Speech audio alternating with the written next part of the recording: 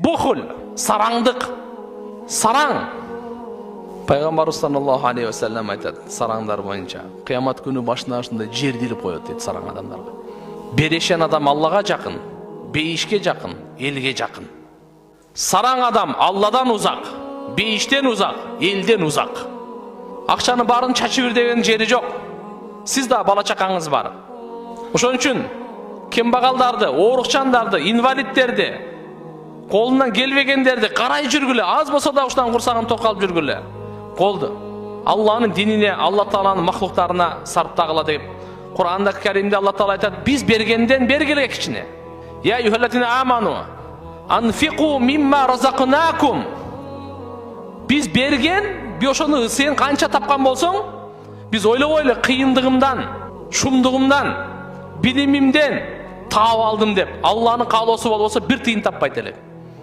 Бир сомсуз бу дүйнөгө келгенбиз.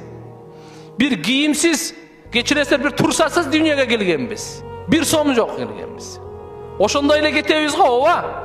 Бирок ошол сизде ошо бизге акылды ким берди? Эсти ким берди? Билимди ким берди? Күчтү ким берди?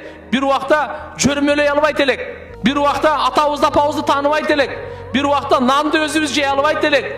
Өзүбүз ажытканага бара албайт элек. Булар бардыгын берүүчү ким? Кайыптагы көзгө көрүнбөсө эле эмне? Ал жок дейсизби? Мына сизге бизге берип туруп, ошондо Алла Таала айтат: "Анфиqu мимма разакнакум", биз бергенден бергиле. Мин кабла яти, ушундай күндөн мурда ал күнү эч кандай достук дагы, шафаат дагы эч кандай болбойт, соода сатык дагы болбойт. Демек ахиретте айтат: "Яумун ла бай'ун фихи ва ла хуллат". Соода сатык дагы болбойт, достук дагы болбойт, вала шафаат дагы болбойт, ортомчулук дагы. Демек biz az bolsa dağı kayırımdılığa, bugün israfkerçilikке kılsak, жүрөгүбүз makul da, kayırımdılığa gelsek, жүрөгүбүz makul emes da. İsrafkerçilikке meyli deybiz.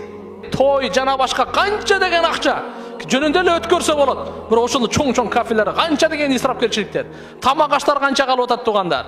Бирок бул жердегини карап туруп, кичине кембагалдарга карап коелу жок. Мына туугандар.